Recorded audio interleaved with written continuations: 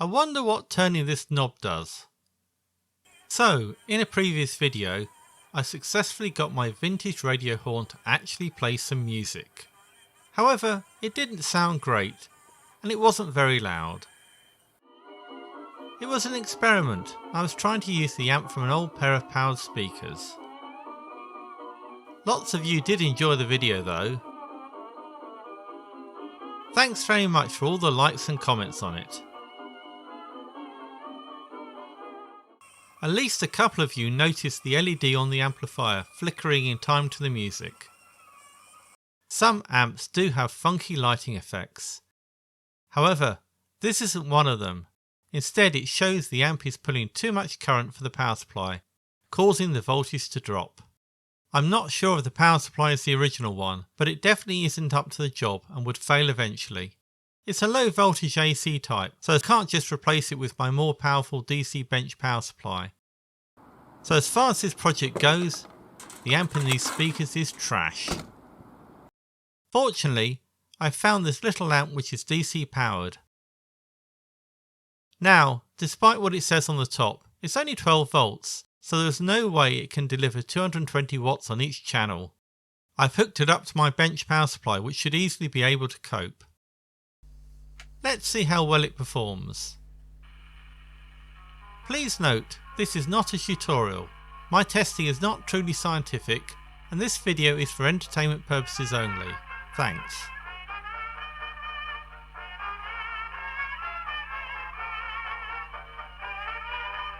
So, it's reasonably loud and doesn't sound too bad. It's not overstressing the bench power supply either.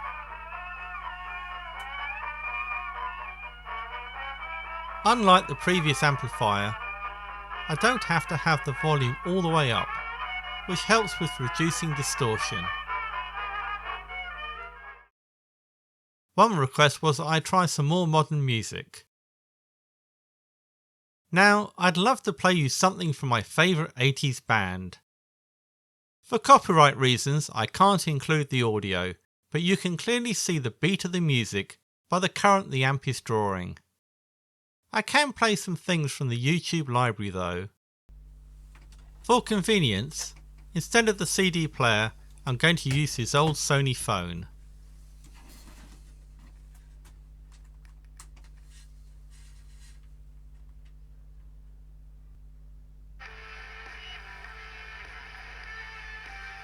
The output of this is lower than the CD player, so I'm turning up the amp volume a bit and also the bass.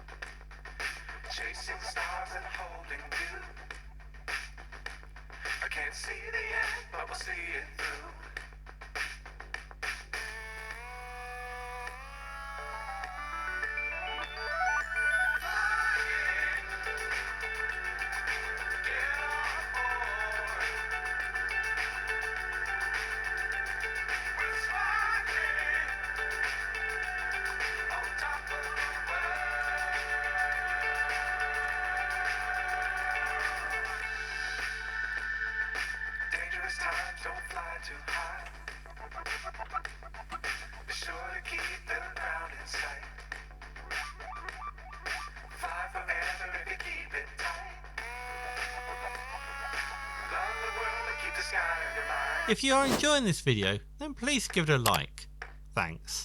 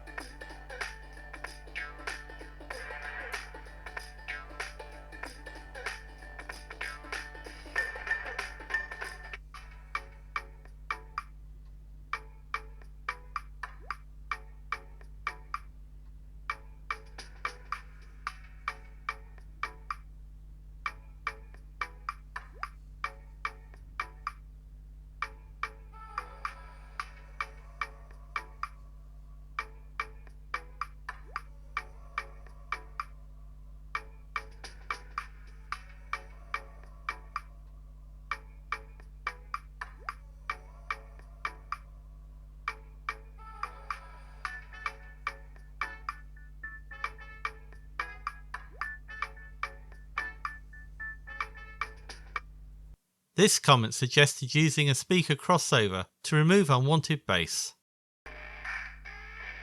Fortunately, this amp has a bass control. Whilst it is tempting to turn it up, which also seems to increase the volume, this results in more and more distortion. Turning it right down though does help a lot. I found for the best results I really need to adjust the bass, treble and volume controls for each track. I also like the suggestion of doing a frequency range test.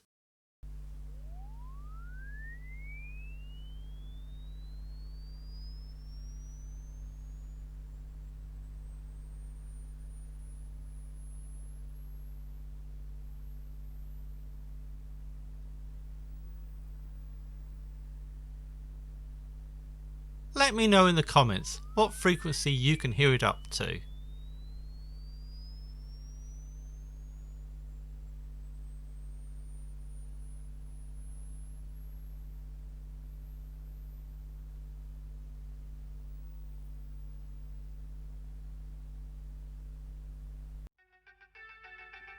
As well as the controls on the amp, the driver unit has a control too.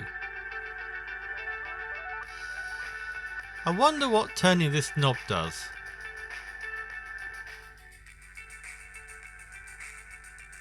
Well, that's interesting.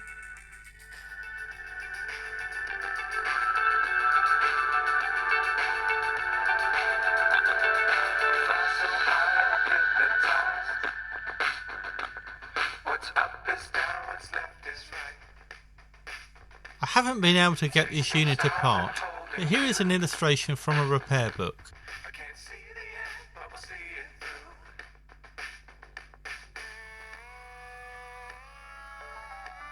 I think this is adjusting the gap between the diaphragm and the coils.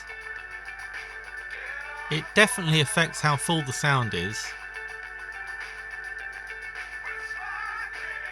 This book was originally published in 1948, and this is the third edition, first published in 1956. Even by then, this type of speaker was considered thoroughly obsolete. It can be made to work though, with a bit of adjustment to find the sweet spot. Would you use it for listening to music though? Or is the distortion issue too much of a problem? Let me know in the comments. Interestingly, it does seem to increase the volume without increasing the current draw.